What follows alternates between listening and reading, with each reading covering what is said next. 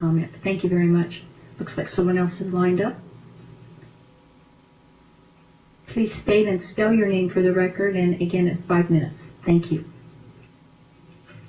Rana Goodman, R-A-N-A-G-O-O-D-M-A-N. It won't even take me 5 minutes. I just want to correct something that my neighbor Fayetteville West just said. I also live in Sun City Anthem. And over the years, Fayetteville and I have had our disagreements, and it looks like we're about to have one more. He said nobody in our community has been mistreated. I will remind the commission of a gentleman that gave testimony on another bill just a week ago. Mr. Norman McCullough has been grossly mistreated by my community. And I would say he fits into the HOA syndrome probably more than most. I would say if ever a man was close to a nervous breakdown because of the way my community board has treated him, he is a prime example.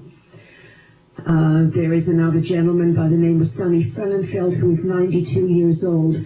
I even went so far on his behalf to go to the, what is that legal aid place? I went to the Attorney General and they sent me to the neighborhood justice system to try and get help for him. And I was told unless he was physically abused, they couldn't help him. But he has been mentally abused by our board and our community greatly. So there are people in our community that are not being treated right. And the only reason is because they've made complaints to the ombudsman. So I would like that for the record corrected. Thank you. Thank you, Ms. Goodman.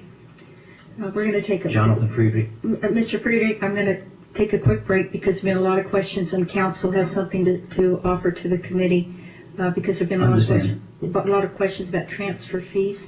Brad, please. Madam Chair, I just wanted to point out that there is not any restriction currently contained in statute about transfer fees. The only provision that currently exists is the requirement in the resale package that any existing transfer fees be disclosed. Okay, wrapping it up, Mr. Friedrich, go ahead. Thank you. Jonathan Friedrich, F-R-I-E-D-R-I-C-H. Just as a follow-up to the last speaker, Rana Goodman, there's another lady who has been abused in Sun City Anthem. Her name is Doris Vesio. She's an almost 86-year-old widow who obtained written approval to add some fencing, wrought iron fencing atop of 5-foot walls. She spent $3,000 doing it. 8 months after it was completed, she was told she was in violation of the CC&Rs. She was told she had to remove this fencing, which she put up to keep the coyotes out of her backyard from attacking her little dogs or service animals. And after quite a bit of back and forth between the Sun City Anthem board, they finally made her, allowed her to keep the fence for up to 2 years.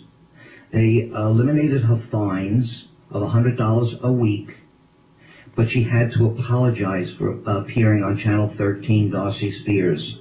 This is abuse. Thank you. Thank you, Mr. Friedrich. Anyone else wanting to come to the table under public comment in Las Vegas? Last chance for Carson City.